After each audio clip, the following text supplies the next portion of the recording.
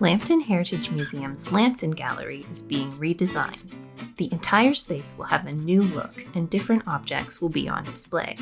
This series of videos looks back on a few of the highlights. I'm here with Collections Coordinator Holly Morgan to learn a bit about Lambton County's early dairy industry. So before creameries, butter was produced by farmers' wives up until the mid-1800s.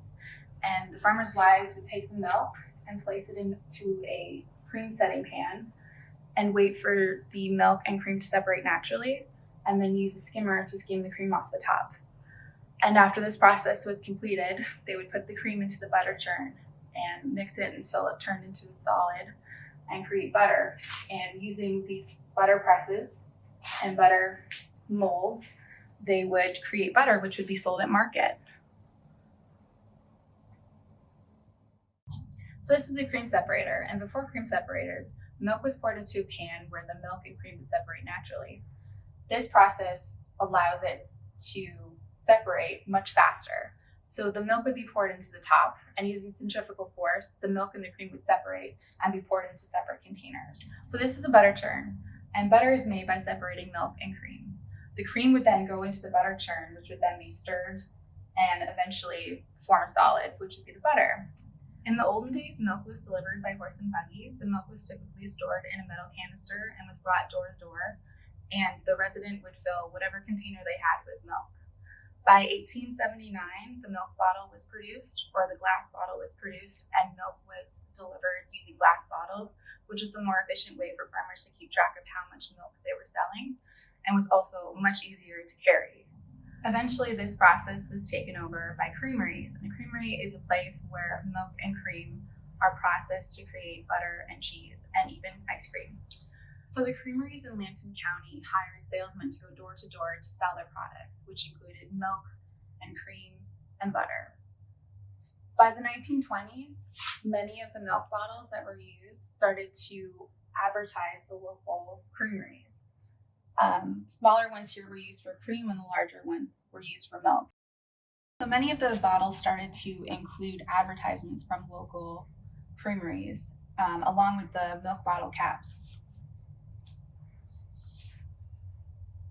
And these bottles were returnable and reusable and has since become quite the collector's item. So by the 1900s, many creameries popped up in Lambton County. The Forest Creamery Co. Limited was purchased by Albert Campbell and incorporated in 1908. That same year, they produced 60,000 pounds of butter. A one-horse wagon gathered all of the milk and cream from local farms, and the cream was weighed at the farm and then put into a large tank for delivery to the creamery. They began with less than 100 patrons, but grew to 1,000 patrons in 1948. The Blue Water Creamery was opened by James Wilson in 1933, who worked as a manager of the Forest Creamery Company Limited for 20 years. They eventually processed all of the milk in Forest. The Lambton Creamery was founded in Petrolia and established by J.E. Armstrong and George Carey in 1902. By 1905, they were incorporated, and farmers began to sell their milk directly to the company. In 1925, they added an ice cream plant and operated several cream stations in Lambton. Having to adapt to the changing times, the Lambton Creamery moved to a larger facility in 1930, which eventually included a dairy bar to better serve the public. They became known as Lambton Kent Creamery for a short time between 1943 and 1953 and eventually closed in 1960.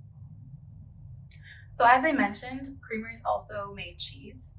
And this item behind me is a commercial cheese press, and it was used during the final stages of cheese making.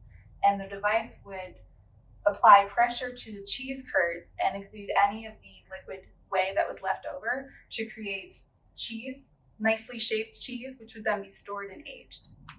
So by the 1930s and 40s, many households had their own refrigerator, which meant that deliveries happened less frequently.